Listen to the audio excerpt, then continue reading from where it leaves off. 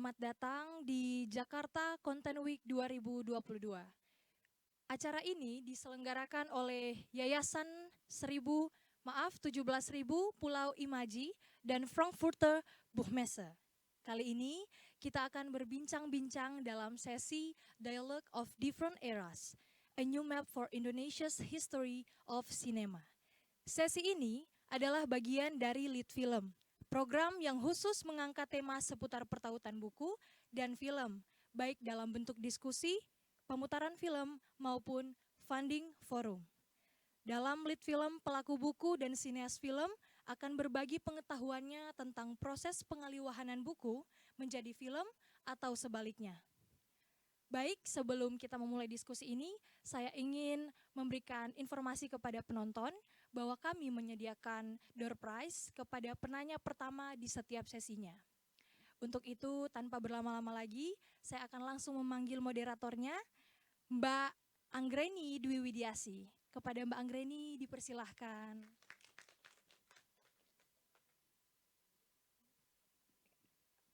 Tes. Oke. Selamat siang semuanya. Terima kasih banyak untuk Jakarta Content Week yang sudah mengundang saya. Juga terima kasih kepada tim kurator Lead Film yang sudah mempercayakan saya untuk memandu sesi pembicaraan kita hari ini. Nah, perkenalkan saya Anggreni Widiasi. Hari ini kita akan ngobrol dengan tema Dialog Antar Masa Peta Baru Sejarah Sinema Indonesia. Nah, kalau kita bicara soal film Indonesia, sebetulnya kan kita udah punya cukup sejarah gitu. Sudah ada banyak karya yang membicarakan tentang konteks Indonesia. Tapi kalau kita kemudian balik ke situasi hari ini, agaknya wacana soal sejarah sinema kita tentang arsip itu seperti luput gitu dari perbincangan. Nah, pada hari ini kita akan ngobrol dengan dua orang praktisi yang kerja-kerjanya itu bergulat dengan arsip dan juga membedah sejarah sinema kita, bukan hanya dalam rangka untuk preservasi aja, bukan hanya dalam rangka untuk melestarikan sejarah, tapi juga untuk merunutkan dan menggali sebetulnya tuh genealogi kebudayaan kita tuh kayak gimana sih gitu, yang dulu-dulu tuh sudah terekam, tercatat di karya-karya gambar bergerak sebelumnya. Nah, untuk itu saya langsung saja akan memanggil dua tamu kita, yaitu Yuki Aditya dan juga Rizky Lazuardi.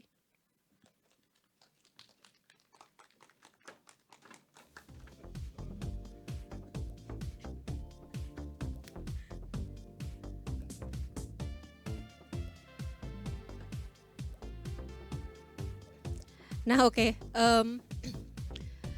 Sebelum kita membicarakan topik kita, mungkin saya perkenalkan dulu dua pembicara kita hari ini. Yang pertama di sebelah saya ada Yuki Aditya. Yuki Aditya adalah produser film dari Forum Lenteng dan juga direktur Festival Archipel Jakarta International Documentary and Experimental Film Festival. Yuki lulus dari Universitas Indonesia jurusan Administrasi Fiskal dan dia kini juga aktif memproduksi berbagai film seperti Golden Memories, Petit Histoire of Indonesian Cinema, Om Pius, Inilah Rumahku Ayo Tidur, film Dolo, dan juga 2 tahun ini bersama Igdemika, ia telah melahirkan film-film yang berfokus pada pembacaan sejarah sinema Indonesia, terutama sinema di era Orde Baru. Nah, 2 filmnya berjudul Kelana Citra Jakarta dan juga Segudang Wajah Para Penantang Masa Depan ini sudah diputarkan di berbagai perhelatan, diantaranya seperti Axis Experimental Film and Video Festival di Seoul, kemudian Reassemblage Summer Film di Toronto, dan segera akan diputarkan di JAF, Jogja Netpark Asian Film Festival, Festival Film Dokumenter Jogja, dan juga di Singapore International Film Festival. Kemudian lanjut ada Mas Rizky, di sebelah sana ada Mas Rizky Lazuardi. Mas Rizky adalah seniman dan kurator Indonesia yang bekerja terutama dengan gambar bergerak dan expanded cinema atau sinema ekspansi. Ia memperoleh gelar master dalam jurusan seni film dan media di Hamburg dan inti praktiknya terkait dengan informasi yang dilembagakan. Karya-karyanya sudah dipresentasikan di banyak festival dan juga program-programnya seperti IFFR Rotterdam, Yokohama Triennale, Oke Video Jakarta, kemudian European Media Art Festival Osnabrück dan juga Image Forum Tokyo serta YCAM Yamaguchi. Nah, kemudian di tahun 2019 ia ditugaskan untuk melakukan penelitian artistik tentang arsip film terkait dengan kolonial di Netherlands Institute for Sound and Vision Hilversum. Dan kini Rizky juga adalah konsultan program untuk Arsenal Berlin untuk pemilihan film Asia di Berlinale Forum 2021. Nah, yang jelas kita udah kedatangan 2 orang expert yang seperti saya paparkan tadi itu memang sangat banyak berjibaku dengan arsip, menggali sebetulnya bagaimana masa lalu itu bisa diterjemahkan kembali di dalam konteks masa kini. Nah, mungkin saya langsung aja kali ya untuk bertanya kepada para 2 pembicara ini. Seperti tadi saya bilang ada banyak pengetahuan yang agaknya tuh luput gitu dan hilang dari pembicaraan sinema kita hari ini. Nah, kemudian dari situ kalau dari praktik Yuki dan Rizky sendiri itu bagaimana sih Anda berdua ini melihat gitu tentang pengetahuan yang hilang ini gitu dan upaya yang dilakukan kemudian untuk menelusurinya gitu. Apa sih yang Anda lihat dengan bolongnya pengetahuan itu di sinema kita? Mungkin dari Mas Rizky dulu silakan. Pengennya Yuki dulu sih. Oh, oke, Yuki. Halo. Ya, terima kasih Anggra dan terima kasih juga kepada tim Jakarta Content Week ya yang telah mengundang saya menjadi bagian dari narasumber di acara ini. Kalau saya pribadi ya dalam project-project mungkin saya ngomongnya dari konteks kerja-kerja di Forum Lenteng dulu ya, misalnya lewat festival film kami Archipel yang mencoba menelusuri dan menulis ulang sejarah sinema Indonesia tapi dari perspektif yang lain gitu. Tapi maksudnya lewat program-program misalnya kayak Kultur Sinema yang mana adalah kita mencoba membaca dari mulai sejarah masuknya film Indonesia dibawa oleh kolonial, merekam sebagai dokumentasi negara jajahan sampai akhirnya menjadi sesuatu yang kita kenal sebagai film Indonesia sekarang gitu ya. Jadi apa ya? Kalau kita lihat dari situ kan kita lihat misalnya film masuk sebagai sebenarnya tadi sempat ngobrol di luar sama Rizky dulu gitu. Maksudnya kamera itu atau medium film itu masuk di Indonesia kan lewat Belanda yang membawa gitu. Mungkin berbeda dengan di negara-negara Eropa gitu. Misalnya ada kamera baru, itu pasti mereka adalah menciptakan sebagai kritik atau perbaikan dari kamera sebelumnya atau apapun lah alatnya gitu. Itu adalah ada perdebatan atau pertarungan wacana yang mengikutinya. Sedangkan di sini alat seperti kamera itu masuk sebagai suatu alat yang berupa komoditas. Wah, ada sesuatu yang baru. Selalu ada sesuatu yang baru. Tapi kita cuma jadi pasar gitu. Berarti kan ada yang hilang dari situ. Perdebatan wacana di belakangnya itu tidak ikut ke sini gitu. Apalagi misalnya kita ngomongin konteks misalnya sebelum tahun munculnya masa internet sekarang lah ya. Nah, terus kalau dalam project saya terkait dengan sinema Orde Baru gitu dan film Kelana Citra Jakarta dan Segudang Wajah Para Penantang Masa Depan, concernnya tetap sama sebenarnya. Orde Baru itu kan adalah masa yang belum lama banget ya berlalu ya, tapi dan film-filmnya itu kalau kita tahu misalnya film-film masa Orde Baru itu kan kayak semua dibikin lo kalau bikin film di masa Orde Baru lo harus melalui badan sensor, lo di bawahnya departemen penerangan gitu. Jadi kayaknya hampir nggak ada terminologi lo membuat film dengan moda produksi yang lain. Misalnya kayak kita tahu gerakan sinema underground di Amerika atau di Prancis atau apapun gitu. Jadi orang taunya bikin film adalah menggunakan production house atau di bawah production house yang industri dalam artian itu lo harus submit skenario lo dan hasil akhirnya dilihat dulu oleh badan sensor layak atau tidak atau benar-benar tidak boleh diputar ya. Jadi itu adalah suatu masa yang merupakan bagian dari sejarah kita dan dalam sejarah film kita ya. Kalau kita baca-baca textbook atau tentang sinema Orde Baru, misalnya kita pasti sering kita akan sering menemukan misalnya bahasan tentang film pengkhianatan G30 SPKI yang merupakan propaganda, atau misalnya kita ngomongin tentang sensor yang bagaimana ketat waktu itu. Kita juga bisa menemukan bacaan-bacaan tentang rezim narasi dan lain-lain. Tapi maksudnya masa sih ada satu negara yang jumlah penduduknya ratusan juta nggak ada yang kritis gitu di saat itu ngomongin situasi sosial politik, ngomongin rezim yang lama banget berkuasa gitu lewat sinema gitu kan, kayaknya nggak mungkin gitu. Mungkin ada cara-cara lain yang secara pribadi ataupun secara kolektif atau secara komunal gitu yang mereka omongkan. Jadi kita mungkin sama Igdemika tuh tertarik gitu. Misalnya apa sih bentuk-bentuk kritik yang ada dalam film atau maupun bentuk-bentuk propaganda yang ada di dalam film, dan mereka bicara apa ya Pak? Iya sebagai propaganda atau jangan-jangan mereka berbicara hal yang lain yang maksudnya ternyata kita menemukan banyak hal yang mungkin tidak atau belum banyak terbahas dalam teks-teks tentang apa ya, tentang bahasan tentang sinema Orde Baru. Jadi berangkatnya dari situ, dan misalnya kalau kita dan saya terutama tertarik misalnya film Orde Baru, kita ngomongin pengarsipan gitu. Mereka masa yang belum lama berlalu, tapi untuk mengakses film-film itu kayaknya adalah suatu hal yang mungkin tidak gampang-gampang susah ya. Ada di internet, ada di YouTube banyak, tapi dengan kualitas yang seadanya, dan juga sebagai misalnya lo bisa datang ke Cinematheque Indonesia pengen nonton gitu bilang, tapi itu kan tidak semua orang punya privilege untuk datang ke Cinematheque Indonesia yang di Kuningan itu, seluruh orang Indonesia ya gitu. Terus kita aksesnya di mana ya, yang paling itu di YouTube gitu. Untuk sebuah sinema di mana dibilang zaman kemasannya sinema Indonesia, tapi kita sebagai orang Indonesia kayaknya untuk menontonnya itu juga maksudnya gampang-gampang susah. Jadi sebenarnya mungkin dari situ dulu ya. Oke, Oke, lanjut. terima kasih Anggra. Pertama-tama terima kasih buat teman-teman di Jakarta Content Week dan teman-teman di Forum Lenteng yang sudah mengundang. Ini cukup terdengar ya? Cukup, oke. Mungkin tadi seperti yang diomongkan Yuki banyak membahas dari periode Orde Baru, periode yang lumayan lama bercokol dan merubah lanskap sosial politik di Indonesia gitu. Jadi mungkin saya nggak akan masuk ke wilayah situ, dan itu praktiknya Yuki dan sinema. Tadi kenapa waktu Anggra nanya harus ke Yuki dulu, karena praktiknya Yuki itu sangat sinema, penting gitu untuk melihat itu, dan warisan yang paling dekat sama kita Orde Baru tuh. Jadi kita nggak terlalu melewat ke di luar sinema atau sinema yang diperluas gitu. Nah sebenarnya kenapa saya ngeyel menggunakan nama visual artist alih-alih sebagai filmmaker atau produser, karena saya sebetulnya adalah seniman. Saya nggak pakai istilah sineas. Saya tidak bekerja dengan struktur sinema yang orang banyak kenal. Tapi apakah itu bukan sinema? Itu bisa jadi perdebatan yang panjang gitu. Saya memilih, saya adalah seorang visual artist.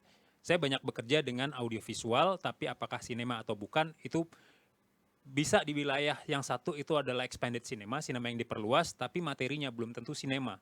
Saya banyak bekerja bukan dengan produk sinema, bukan dengan film yang disutradarai, tapi dengan audiovisual. Audiovisual itu apa? Bisa saja iklan, bisa saja berita. Tapi apakah itu bukan produk sinema? Itu juga perdebatan yang lain, karena kita berbagi kanal yang sama, dan itu menjadi kendaraan informasi, bagaimana itu membentuk pemahaman, membentuk kepatuhan di masyarakat. Dan sebetulnya sama juga, dulu orang bikin iklan, bikin berita, juga harus melalui proses yang sama, di rezim narasi yang sama gitu. Nah, kalau ngomongin bolong pertama gitu, saya ambil contoh, saya nggak bikin festival kok, contohnya Yuki. Saya seniman, karya terakhir saya di Jakarta Biennale, saya membicarakan tentang rumah yang dibakar di Jawa Timur pada saat pemberantasan wabah pes. Waktu itu saya ngambil filmnya dari propagandanya Willy Mullen, berjudul Pest of Java, bagaimana wabah pes itu diberantas di Jawa Timur. Itu adalah sebuah film reenactment karena pemberantasannya sudah berlangsung 10 tahun sebelumnya. Jadi ketika Willy Mullen datang memperagakan, jadi ada wabah pes di awal abad ke-20, terus Willy Mullen diperintahkan untuk membuat film, pastinya itu berfungsi sebagai propaganda bagaimana Hindia Belanda di masa politik etis itu sangat beradab.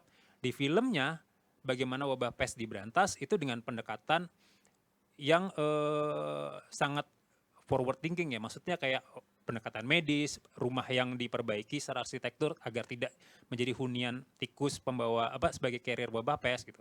Tapi ada narasi yang tidak sepenuhnya hadir. Apakah narasinya salah? Tidak sepenuhnya salah. Kalau kita ngomongin bolong, sebenarnya sejarah bolong kita tuh warisan kolonial juga. Kalau kita baca buku pemberantasan wabah pes yang ditulis oleh Dr. Cipto Mangunkusumo, Bumi Putra yang terlibat pemberantasan wabah pes, itu ada pembakaran rumah. Apakah pembakaran rumahnya salah? Tidak, karena hampir semua warga di desa yang rumahnya dibakar, itu hampir semuanya meninggal kena wabah pes jadi korban. Kenapa harus dibakar? Karena daripada renovasi rumah lebih mudah ngebakar satu desa, terus bangun desa baru yang lebih higienis dan aman. Terus warganya dapat ganti rugi. Semuanya proses yang terukur, etis.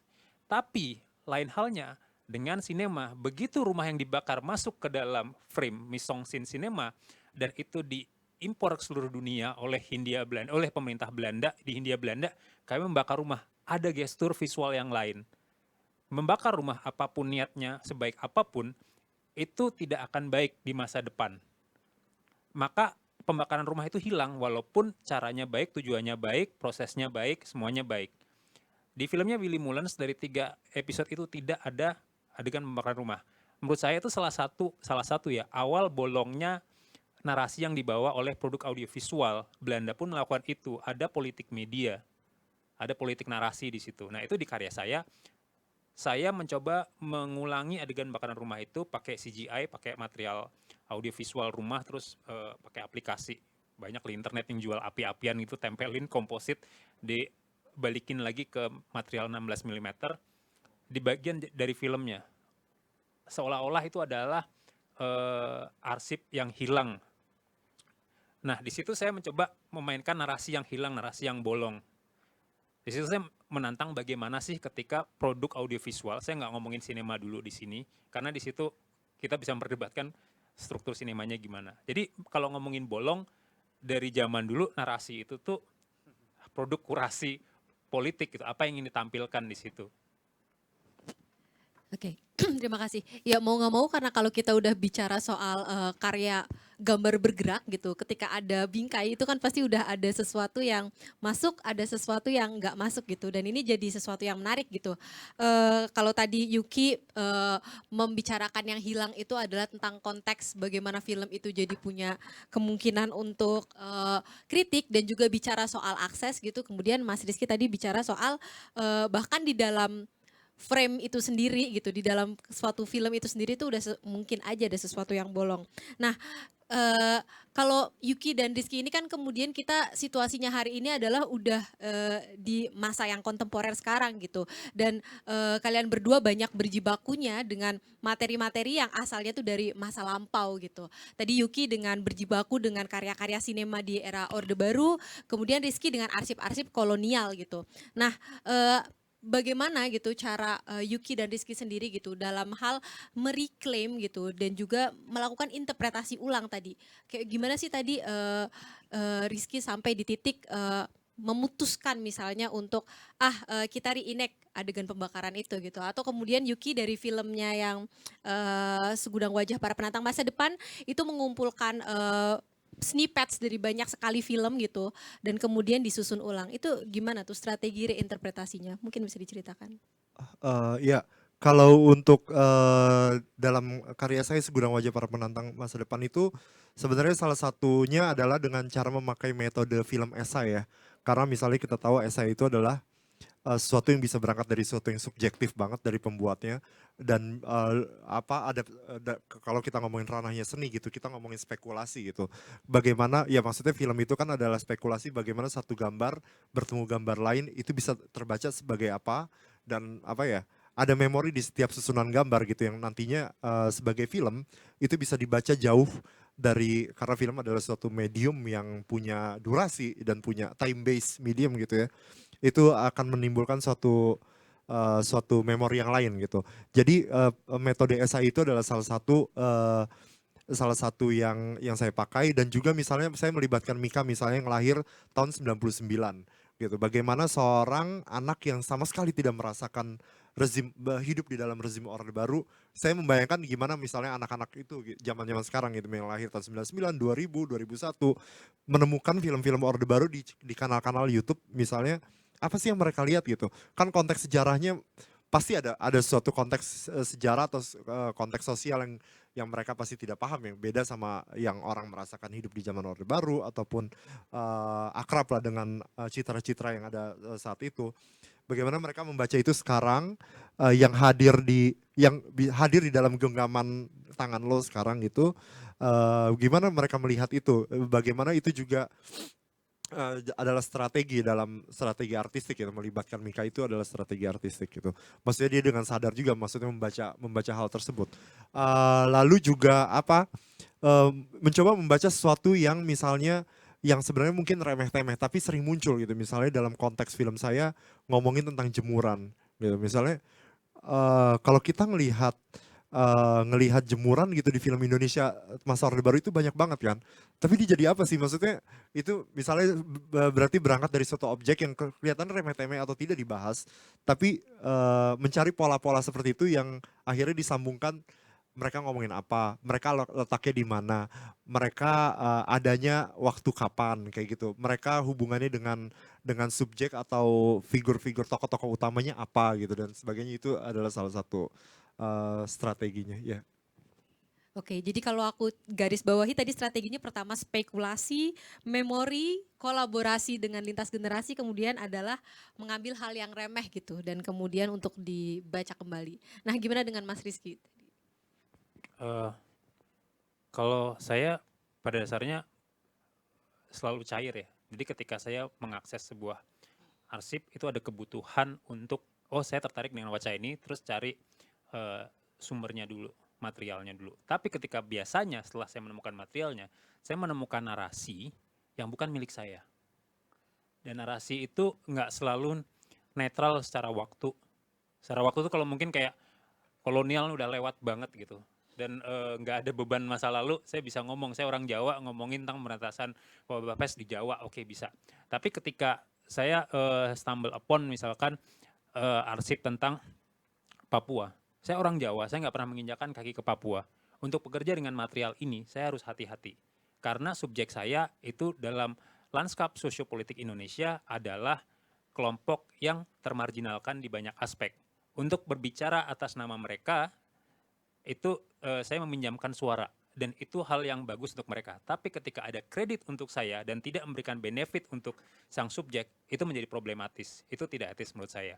Jadi ketika saya harus bekerja dengan arsip dan arsip itu memiliki kedekatan narasi dengan kelompok tertentu, saya harus sebisa mungkin saya mendengarkan suara mereka. Ini arsip kalian, saya tidak bisa berbicara atas nama kalian. Ada ketimpangan sejarah yang dibawa oleh arsip ini gitu. Nanti sore dari bagian film ini saya juga akan berbicara tentang pendekatan yang sama gitu. Kebetulan saya beruntung ketika waktu itu saya cukup privilege punya akses ke institusi. Itu sebuah privilege saya akui karena untuk dapatkan itu di Indonesia seperti kata Yuki nggak ada akses yang mudah gitu.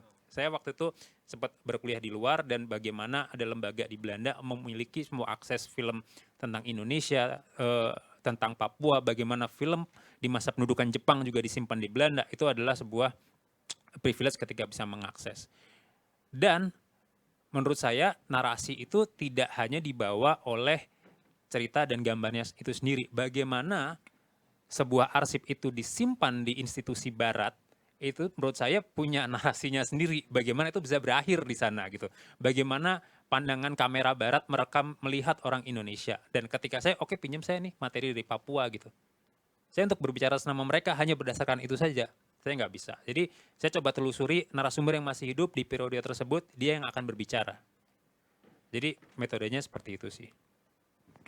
Oke, jadi tadi yang bisa saya garis bawahi adalah soal metode yang cair dengan menggali sesuatu yang memang menjadi ketertarikan gitu di dalam temuan arsip itu sendiri, kemudian berdialektika dengan perspektif yang berbeda dan yang terakhir cukup penting ya akses ke institusi gitu. Karena mungkin kalau kita bicara soal sesuatu yang bolong, kita tahu gitu ada banyak arsip dan artefak-artefak kita yang sebetulnya dia memuat banyak konteks penting gitu tentang gimana kita sebagai negara bangsa itu, sebagai masyarakat itu bertumbuh, tapi arsip-arsip itu nggak ada gitu di tempat kita gitu, adanya di tempat yang jauh gitu dan seringkali memang hanya orang-orang tertentu gitu yang kebetulan dapat privilege untuk mengaksesnya gitu. Dan hari ini kita bisa ngobrolin sedikit tentang itu juga gitu. Ini salah satu hal yang sangat menarik bagi saya. Teman-teman di sini kalau ada yang mau bertanya bisa silahkan angkat tangan saja gitu karena kita cair gitu. Nanti para pembicara bisa menanggapi. Nah, saya lanjut dulu. Tadi udah sempat disinggung sedikit gitu tentang akses kepada institusi. Dan kemudian Yuki tadi juga sempat mengungkit tentang adanya kolaborasi lintas generasi itu. Ini kan dua hal yang menarik ya. Kalau bisa kita utarakan juga bahwa keterlibatan dengan institusi itu kan juga semacam bentuk kolaborasi ya. Nah, mungkin bisa di-share lebih jauh lagi dari Mas Rizky dan juga Yuki, bentuk-bentuk kolaborasi seperti apa gitu yang kemudian terjadi selama kerja-kerja dan praktik-praktik Yuki dan Rizky gitu dalam menggali arsip, kolaborasi dengan entah institusi, institusi arsip, kebudayaan, kemudian pihak-pihak lain gitu, atau kalau dalam case Yuki dengan lintas generasi, itu mungkin bisa di-sharing lebih lanjut soal kolaborasi itu? Ya, sebenarnya ini juga baru setelah apa ya, waktu dalam pembuatan film ini memang memang waktu itu periode waktunya sedang COVID ya, 2020, 2021 gitu. Jadi memang ini adalah suatu karyanya itu sendiri tidak lepas dari konteks waktu itu 2020 dan 2021. Jadi memang akses ke YouTube itu adalah yang paling memungkinkan dan maksudnya jadi kepikiran karena juga ada COVID gitu. Tapi maksudnya tahun ini kebetulan sih kita juga mau melibatkan, bukan mau melibatkan ya, tapi kita berkontak dengan Cinematek Indonesia di mana memang kalau kita ngomongin tentang suatu institusi pengarsipan di Indonesia yang menyimpan film-film Indonesia itu adalah mungkin ya salah satunya dan yang paling banyak lah ya kalau kita ngomongin sinema Indonesia. Eh, yang kita harapkan dari kerjasama dengan Cinematek Indonesia adalah sebenarnya adalah untuk membongkar tentang film Indonesia itu harusnya tidak lagi menjadi mitos gitu, yang diromantisir, yang diomongin adalah misalnya dari konteks yang film dulu tuh kayak gini, film sekarang kayak gini kayak gitu.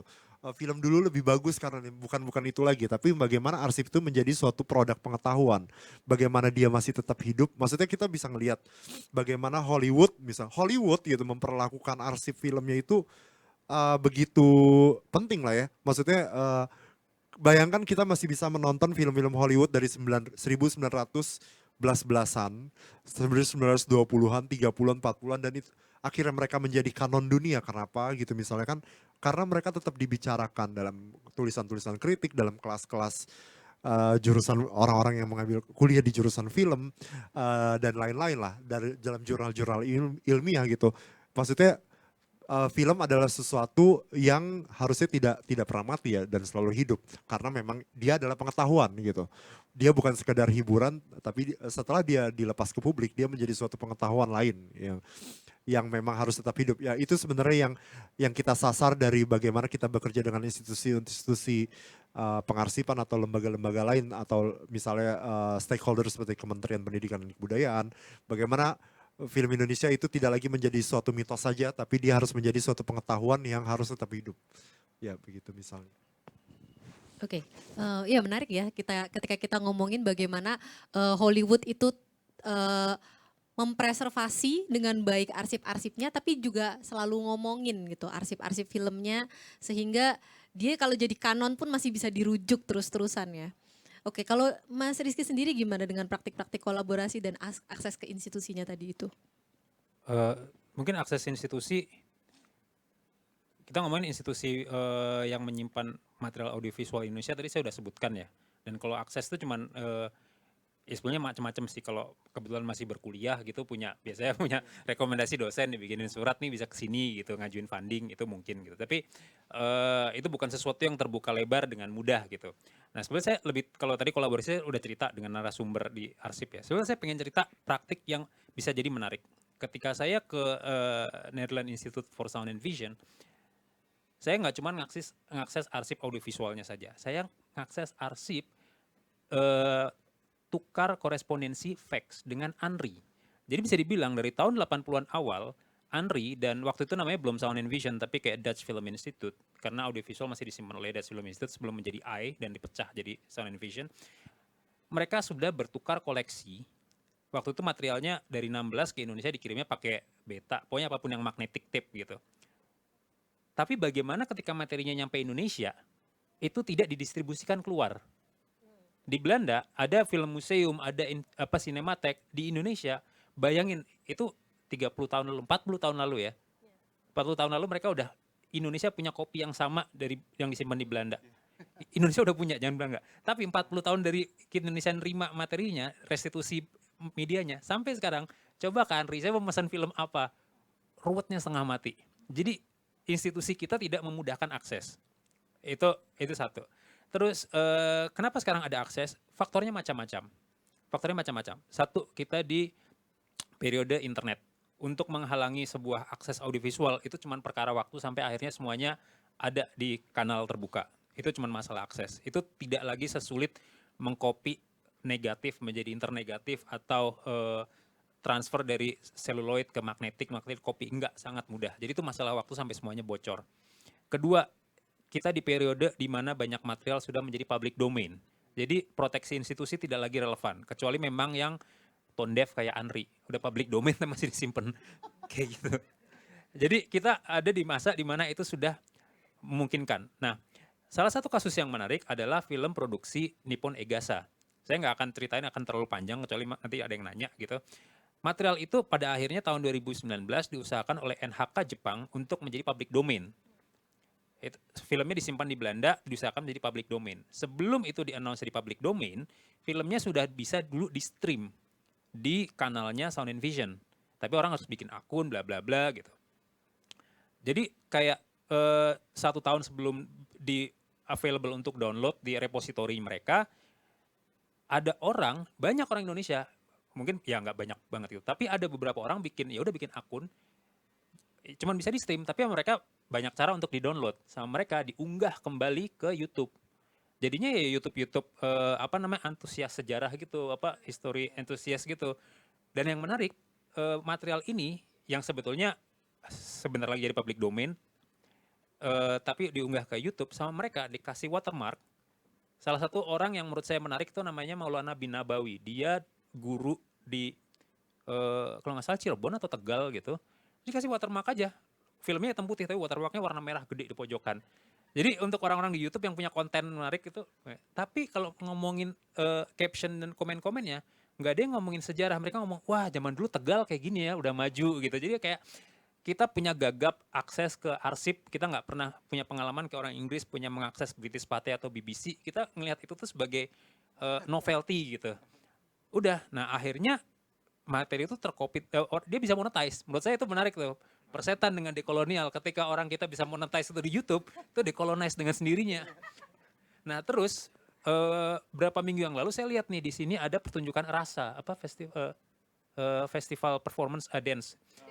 Ada satu seniman, dia bikin emporium gimnastik. Jadi dia bikin performance senam, tapi berdasarkan arsip senam di masa pendudukan Jepang. Dia muter di layar, ada logonya, watermarknya si Maulana tadi. Menarik bagaimana provenance sebuah arsip, kita nggak perlu lagi lewat institusi ANRI, Sound and Vision, atau orang NHK Jepang. Mereka tuh udah cari YouTube aja, oh ini nih download. Padahal YouTube nggak ada tombol downloadnya ya, tapi tetap bisa gitu. Dia nggak perlu lewat primary source, primary platform, primary channel. Jadi menurut saya untuk saat ini ada bentuk kolaborasi yang lain.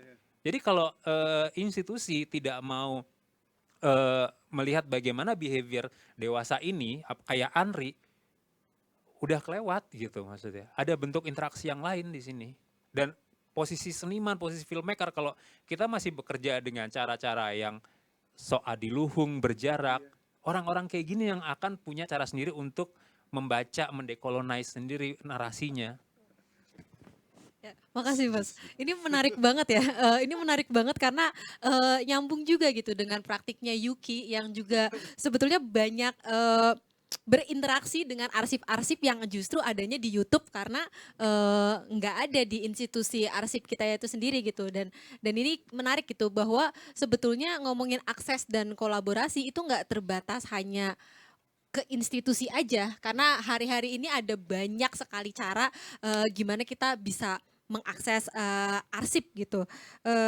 Dan ini jadi sesuatu yang sangat-sangat menarik. Mungkin saya lempar dulu ke para audiens gitu. Apakah ada yang mau bertanya kepada para pembicara? Mungkin tentang arsip dan film? Oke. Kalau belum ada, oke, Lutfan. Biar hadiahnya balik ke Forland aja.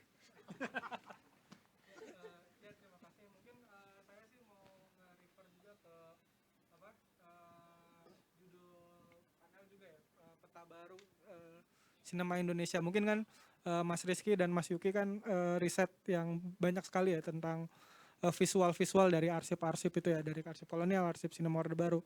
Mungkin semacam secara ini aja sih, spekulasi aja, kayak ada nggak sih kira-kira kerangka yang bisa bikin historiografi baru gitu bagi sinema Indonesia berdasarkan visual-visual yang ditemukan, atau mungkin moda-moda produksi gitu kan. Selama ini kan sinema Orde Baru, sinema Orde Lama atau sinema kolonial yang memang merefer ke zaman politiknya atau siapa yang produksi gitu. Mungkin itu sih pertanyaan saya tuh kali.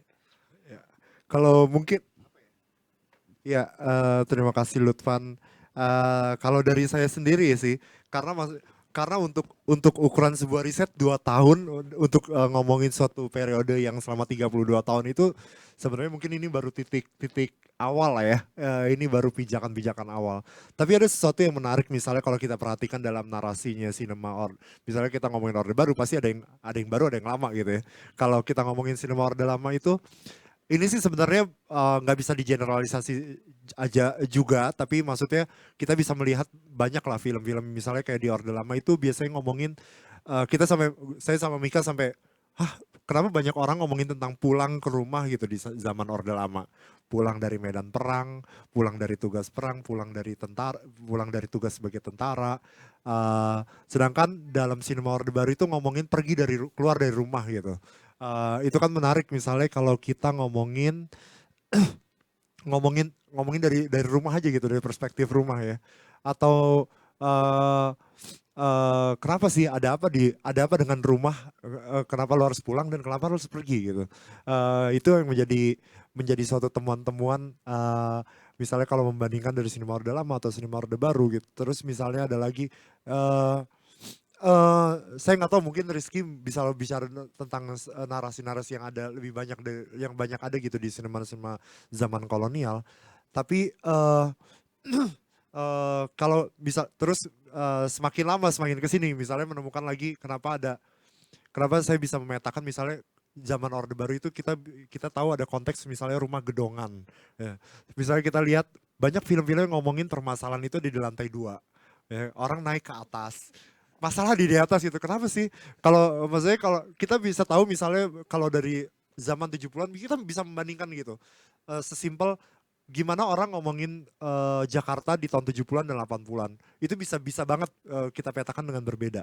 Kalau tahun 70-an kita bisa ngomongin gimana mereka melihat gelandangan, bagaimana mereka melihat orang yang datang ke Jakarta, bagaimana orang-orang miskin itu dilihat dengan tatapan kamera, bagaimana terus kemudian mereka ngomongin Jakarta dalam bentuk yang lain, dalam idealnya, punya istri, punya anak, punya suami, punya rumah gedongan, punya mobil. Jadi mereka berbicara tentang ideal-ideal yang berbeda. Ya itu menarik ya. Yang sebenarnya mungkin remeh, tapi ya itu harus kita baca gitu, karena memang bacaan-bacaan seperti itu yang harus lebih banyak lagi dilakukan oleh warga ataupun oleh orang Indonesia sebenarnya. Kalau balik lagi dalam ngomongin sejarah yang bolong, kita kan kalau kita bilang sejarah kita salah satunya adalah rekonstruksinya kolonial, kita memang tersisa dengan ya fragmen-fragmen kecil yang memang kita harus susun pelan-pelan gitu. Ya itu yang menarik dari proyek yang saya lakukan selama 2 tahun terakhir ini sih. Kalau itu mungkin dari saya. Mungkin di bahasan kita hari ini kita perlu ngebahas juga film pasca reformasi ya. Jadi kita udah lewatin kolonial, Orde Baru gitu. Karena ngomongin historiografi akan sangat panjang. Jadi kita mungkin harus nge-cover satu periode lain gitu. Mungkin salah satu yang menarik itu adalah pembacaannya Veronica Kusuma tentang hantu pasca reformasi. Itu mungkin bisa jadi titik awal bagaimana kita ngebaca gitu. Oke, gak bisa dibohongin, film horor itu punya peran penting pasca reformasi dalam mengembalikan industri. Mau gimana pun petualangan Sherina, tapi petualangan Sherina kan yang awal kan, ya. Atau Ukul Desak lah. Atau Ukul Desak Ukul itu Desak tuh art house sih. Art house. Dia nggak bisa bawa Jelangkung. Jelangkung itu Jelangkung tuh menurut saya kembalinya industri gitu. Dia tuh merangsang insting purba manusia gitu. Setelah kita 90-an habis dengan seksualitas, terus baru kayak horor gitu. Tapi yang menarik dari horor Orde Baru, kalau menurut pembacaannya Vero adalah, kalau dulu kita tuh tahu bagaimana zaman sebelum hantu muncul. Jadi tentang perempuan diculik, diperkosa, jadi kuntilanak kayak gitu. Sekarang enggak, sekarang tuh kayak ya udah sekumpulan anak muda yang ya udah yuk kita ke pulau kosong gitu. Terus diteror gitu. Ya pasti teror, ngapain datang ke pulau kosong gitu. Terus kan ceritanya baru mundur, baru melacak apa sih sumbernya. Jadi rata-rata tuh apa namanya nyebutnya apa ya? Kayak deduktif ya. Jadi kayak mundur dia mencari gitu dari yang nggak tahu akhirnya tahu. Bukan kayak kausalitas. Jadi iya sebab akibat. Kalau itu kan sangat orde baru gitu. Dan itu kan bisa dibaca juga kenapa di orde baru seperti itu karena itu manifestasi bagaimana keadilan itu nggak bisa didapatkan di apa namanya wilayah legal gitu. Akhirnya ada kekuatan afterlife yang menuntut balas gitu. Sedangkan di sini kan kita coba selalu mencari, oh datang ke rumah tua, tahu-tahu ada pocong gitu. Ke pulau kosong ada apa kayak gitu. Jadi itu adalah cara ngebaca cara ngebaca yang sekarang, apa yang pasca reformasi. Nah yang sekarang itu sebetulnya tambah makin banyak sih sebenarnya pas kita udah sebenarnya lewat reformasi itu udah hampir 30 tahun kan. Yang kemarin sempat ngobrol-ngobrol waktu pemutaran film di Bandung gitu ya. Saya kemarin tinggal di Bandung. Itu film apa komunitas kayak teman-teman film indie, film pendek di Bandung tuh nggak ada yang nginjek tanah sama filmnya. Oh pakai drone? Enggak maksudnya tuh. Itu beneran enggak kalau kita ngomongin Jogja semuanya realisme sosialis. Oh nginjek tanah. Iya, beneran realisme sosialis. Jogja tuh realisme sosialis. Kalau Bandung semuanya pengen jadi Wong Kar-wai atau Wes Anderson sekarang, anak sekarang pengen jadi Wes Anderson. Jadi nggak ada realitas sosialnya yang coba di-grasp seperti itu. Kita bisa ngebaca, tapi dari mana sih kita ngebaca itu? Dari institusi pendidikan, dari akses informasi gitu. Itu kota kreatif, semua yang di-push itu adalah bentuk kreatif. Itu tidak jadi channeling masalah yang mengakar di sekitar. Jadi ya apa namanya banyak sih. Oh dan satu lagi mungkin yang nggak sepenuhnya relevan tapi menurut saya penting untuk dibahas. Sound and Vision sebagai lembaga pengarsipan waktu pas pandemi saya balik ke Indonesia terus cek nih arsip kolonial apa yang mereka kerjain ya. Mereka ngomong dari tahun 2020 Sound and Vision akan mengarsipkan semua video TikTok yang geoteknya di Belanda. Karena menurut mereka apa video TikTok itu layak diarsipkan. Enggak, tapi akan jadi masalah jika 10 tahun lagi Cina punya repositori semua visual yang diambil di Belanda, tapi Belanda tidak punya.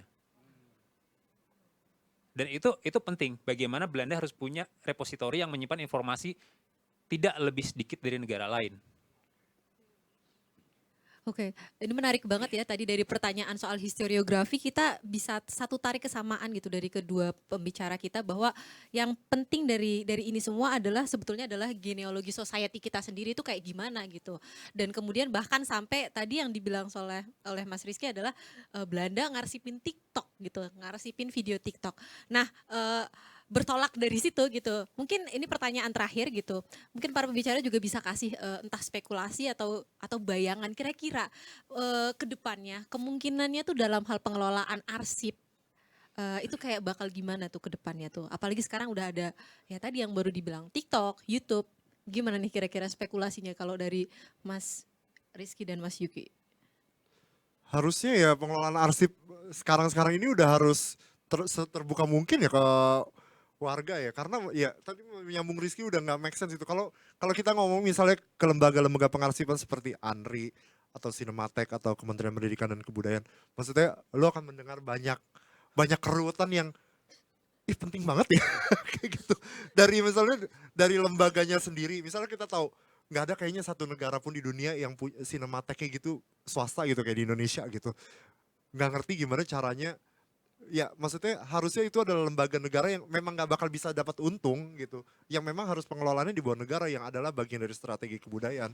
Cuma Indonesia doang gitu yang urusannya adalah ribet lagi ke soal lokasinya dia sendiri, ke persoalan institusinya dia sendiri, hubungannya lagi dengan pemerintah waktu itu dia dibuat. Misalnya kita tadi saya ngelewatin adalah patungnya Ali Sadikin gitu, itu adalah salah satu orang yang misalnya membangun Sinematek lah salah satunya waktu zaman kepemimpinan dia sebagai gubernur Jakarta. Kalau kita ngomongin Sinematek Indonesia adalah yayasan sendiri, nanti dia urusan scanning dan restorasi film dengan Kemendikbud, nanti tarik-tarikannya, akhirnya jadinya film Indonesianya Cinematek nyimpen, Kemendikbud nyimpen, terus mereka cuma ngupload trailernya di YouTube, terus orang bisa nonton kalau Kemendikbud bikin program pemutaran, Cinematek bikin program pemutaran. Kalau kita ngerayain sinema, maksudnya kayak sebenarnya saya ngutipnya kata-kata Jean-Luc Godard waktu 100 tahun sinema ya. Lu ngerayain sinema cuma yang nonton 300 orang gitu. Padahal lu bisa memutarkan film itu dan ditonton jutaan orang lewat televisi dengan gratis. Misalnya dalam zaman ini kita bisa muterin aja di YouTube gitu. Ya itu merayakan sinema. Kenapa yang merayakan harus cuma 300 orang dibandingin dengan 50 juta orang gitu. Harusnya ya itu sih pandangan tentang arsip tuh harusnya ngomongin akses yang lebih mudah dan terbuka ya untuk publik seluas-luasnya ya. Ya gitu sih. Mas Rizky. Mungkin sedikit sebelum saya jawab, saya akan nyambung sedikit ke Yuki ya. Salah satu akar masalahnya tuh adalah kalau semuanya dipegang sama negara, terus bermasalah. Oke, paling benar itu sebetulnya adalah swasta yang punya akses dana publik. Tapi dengan legal framework yang jelas. Nah, masalah legal framework kita bermasalah. Selama kegiatan yang dibiayai pajak tidak boleh dipegang oleh swasta, dikomersilkan. Jadi, film kayak Lewat Jam Malam, yang paling pertama tuh, yang paling terkenal aja lah, kita ngomong Lewat Jam Malam dan Tiga Dara. Untuk dapat akses ke label untuk ngerilis itu sulit karena ini film pakai pajak, nggak boleh di stream, nggak boleh dikomersialisasi, ya nggak ada akses gitu. Karena itu dibayar pakai pajak. Oke. Tapi nah itu jadi bahasan yang lain lah. Tapi kalau kita ngomongin arsip gitu, oke kita sempitkan ke arsip film. Saya akan coba nerusin apa yang dikatakan oleh Ti Pao Chu, archivist dari Asian Film Archive di Singapura. Bagaimana pengarsipan film saat ini? Sulit, sangat sulit. Karena apa? Arsip film itu apa sih? Apa yang namanya arsip? Arsip itu adalah artefak yang ada metadata. Kalau nggak ada metadata itu artefak doang. Kayak film di HP kita, di hard disk kita. Nggak ada metadata yang komplitnya, yang terintegrasi sama materialnya. Kita nggak tahu sutradaranya siapa, produksinya pakai apa. Itu adalah kerja arsip. Harus ada metadata. Kenapa sulit?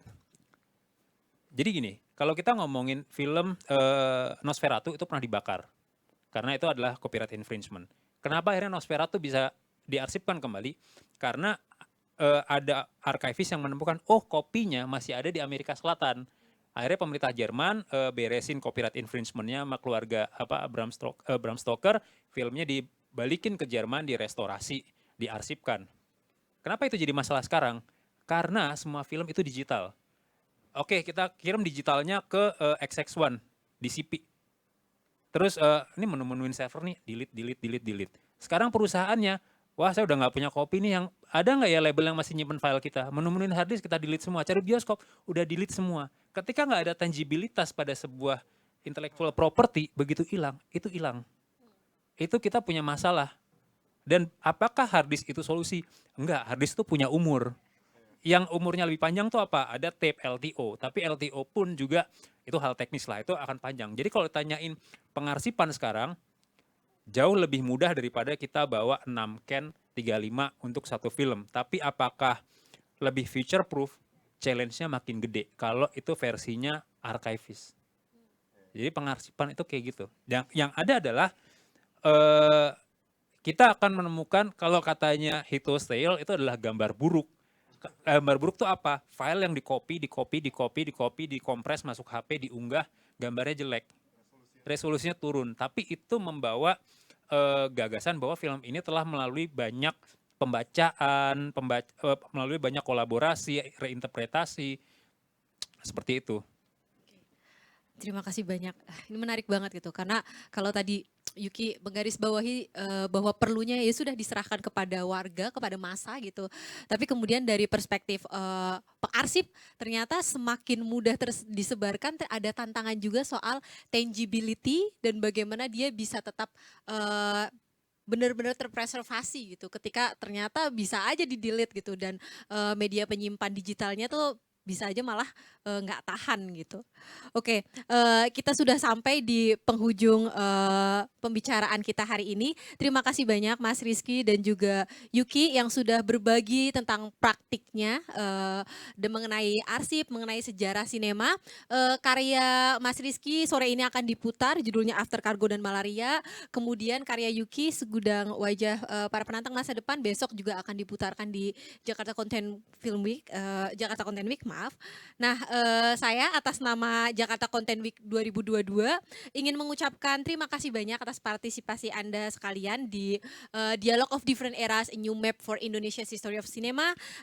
Nantinya masih akan ada banyak acara di Jakten 2022. Anda bisa datang dan menikmati acaranya. Bisa juga mengakses seluruh sesi Jakten 2022 di website jakten.id. Serta ikuti terus media sosial kami di @jakten untuk informasi terbaru tentang Jakten 2022. Tetap sehat dan sampai jumpa.